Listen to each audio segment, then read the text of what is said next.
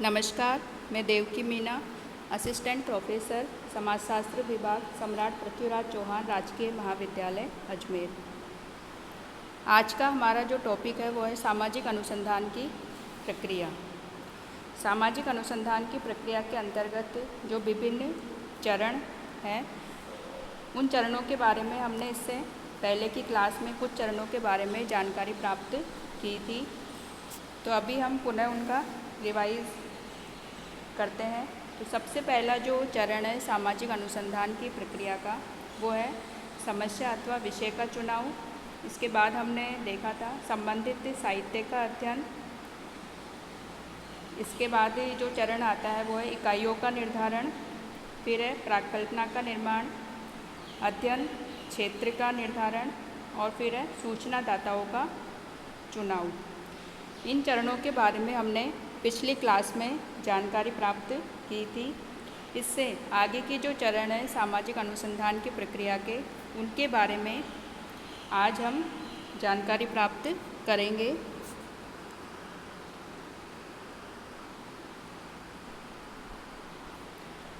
तो सूचनादाताओं के चुनाव के पश्चात जो अगला चरण आता है सामाजिक अनुसंधान की प्रक्रिया का, वह है सूचना के स्रोतों एवं अध्ययन के उपकरणों का निर्धारण एवं प्रविधियों का निर्धारण।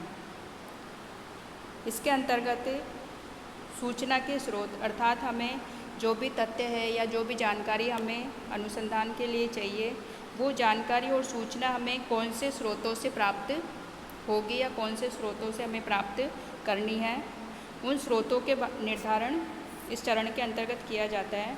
साथ ही जो अध्ययन की जो प्रविधियाँ है, टेक्निक्स है, उनका निर्धारण भी इस चरण में किया जाता है।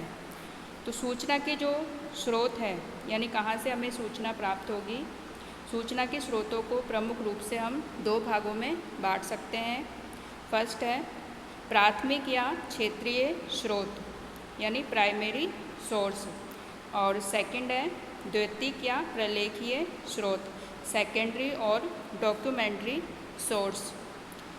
तो प्राथमिक स्रोत वे स्रोत होते हैं जिनसे कि हम या अनुसंधानकर्ता क्षेत्रीय कार्य के द्वारा प्रथम बार सूचनाएं प्राप्त करता है और उनका उपयोग करता है अपने अनुसंधान कार्य के लिए।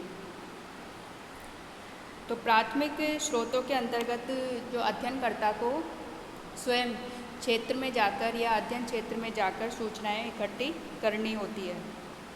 दूसरा जो स्रोत है सेकेंडरी सोर्स, उसके अंतर्गत वे सोर्स आते हैं जिनसे हम द्वितीयक प्रकार की सूचनाएं प्राप्त करते हैं, यानी कि जिनका उपयोग पहले से किसी अनुसंधानकर्ता के द्वारा या अध्ययनकर्ता के द्वारा अपने अध्ययन के लिए उनका उपयोग किया जाता है, और फिर हम दोबारा उन किसी और के द्वारा इकट्ठे किए गए सूचनाओं का हम अपने अध्ययन के लिए उपयोग करते हैं। तो इस कारण इनको द्वितीयक स्रोत कहते हैं, यानी कि सेकंड हैंड डेटा हम कह सकते हैं।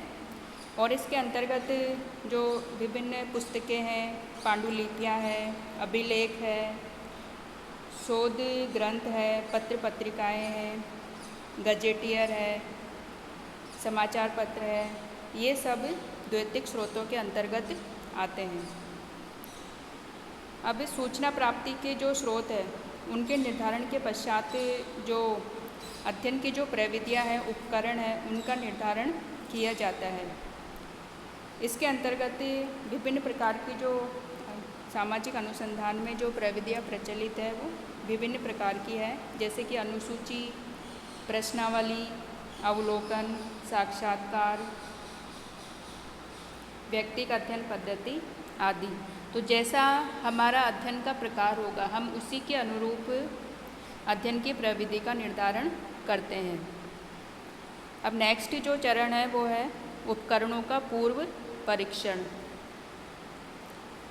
इसके अंतर्गत अनुसंधान कार्य, जो वास्तविक हमारा अनुसंधान कार्य है या शोध कार्य है, उसको प्रारंभ करने से पहले शोधकर्ता के द्वारा जो चुने गए उपकरण हैं, प्रविधियाँ हैं, उनका बहुत ही छोटे स्तर पर उनकी जांच की जाती है, जिससे कि उनकी जो कमियां रह गई या दोष रह गए हैं उनका पता लग जाता है और प्रारंभ में ही उनको दूर किया जा सकता है।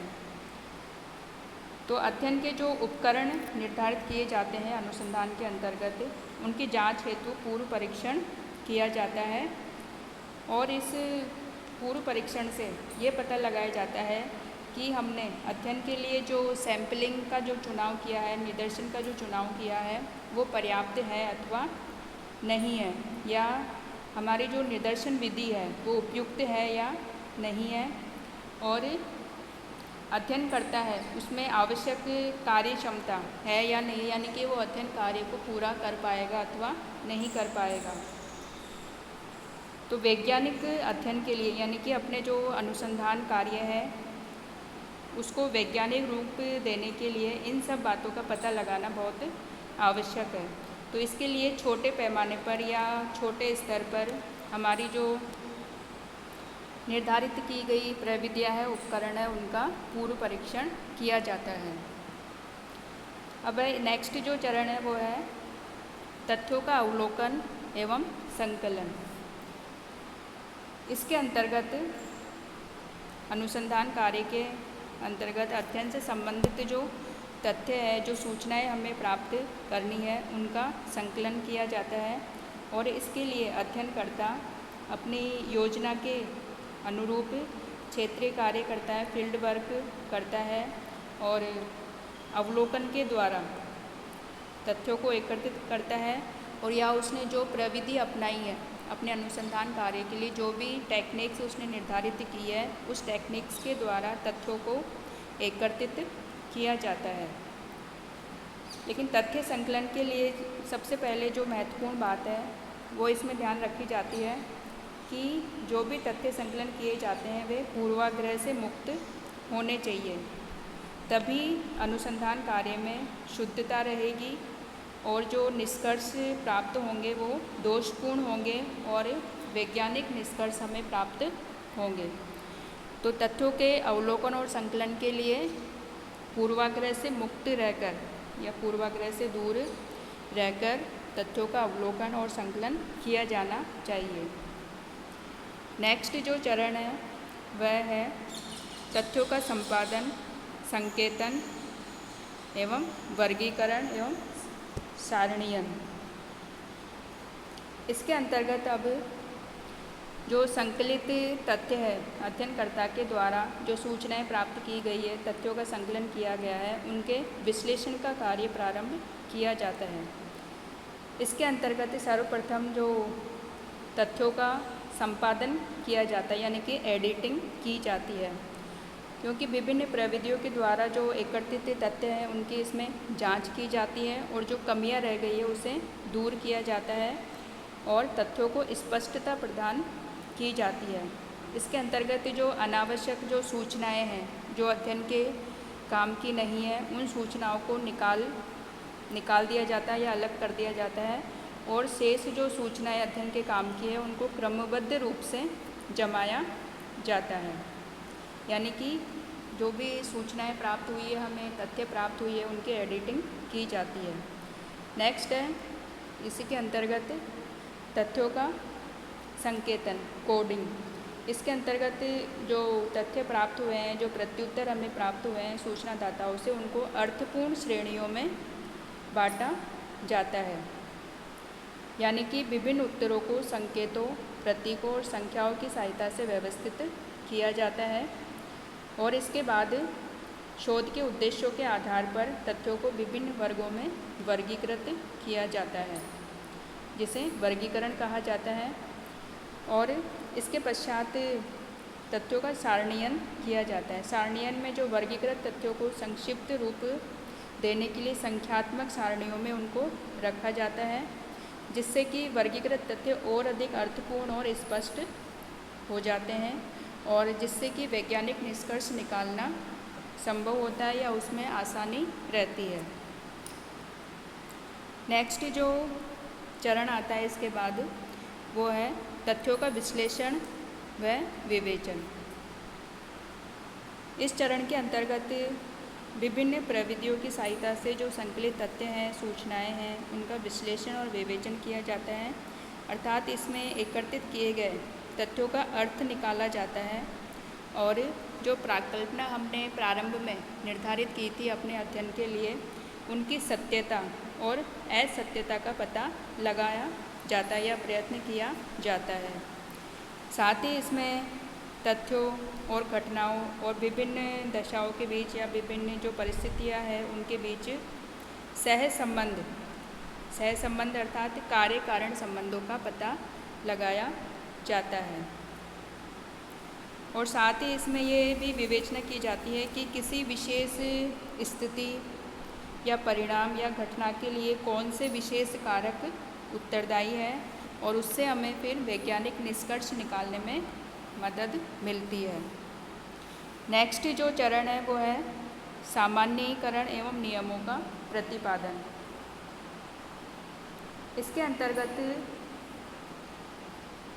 वैज्ञानिक निष्कर्ष पर पहुंचकर जो भी निष्कर्ष हमारे अध्ययन के दौरान प्राप्त होते हैं उनके आधार पर नियमों और सिद्धांतों का प्रतिपादन किया जाता है और इसमें तथ्यों के विश्लेषण और विवेचन के आधार पर वैज्ञानिक निष्कर्ष निकाले जाते हैं जो कि बहुत संक्षिप्त होते हैं और इन निष्कर्षों के आधार पर फिर नियमों का प्रतिपादन किया जाता है अर्थात नियम बनाए जाते हैं।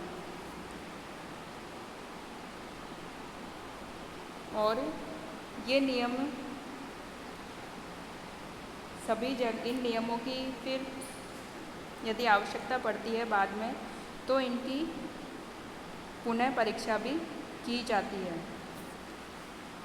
नेक्स्ट जो चरण है वो है प्रतिवेदन प्रस्तुत करना, यानी कि इसके अंतर्गत शोधकर्ता के द्वारा जो अंतिम चरण होता है अनुसंधान की प्रक्रिया का, उसके अंतर्गत अंत में संपूर्ण शोध कार्य की रिपोर्ट प्रस्तुत की जाती है, प्रतिवेदन प्रस्तुत किया जाता है। इस प्रतिवेदन के जो प्रथम भाग है उसमें शोध कार्य के लिए अपनाई गई जो अध्ययन पद्धतियाँ हैं उनका उल्लेख किया जाता है। साथ ही जो अवधारणाएं अध्ययन कार्य में प्रयुक्त की गई है उनको स्पष्ट रूप से बताया जाता है। दूसरे भाग के अंतर्गत इसमें अध्ययन विषय से संबंधित विभिन्न तथ्यों को प्रस्तुत किया जाता है और तथ्यों के बीच पाए जाने वाले जो कारणात्मक संबंध है जो कि हमने अनुसंधान कार्य के दौरान प्राप्त किए हैं उनका उल्लेख किया जाता है। और जो लास्ट वाला भाग है रिपोर्ट का, उसके अंतर्गत सामान्य निष्कर्ष और नियमों का प्रतिपादन किया जाता है जिसे कि सामान्यीकरण और सैद्धांतिकरण कहा जाता है।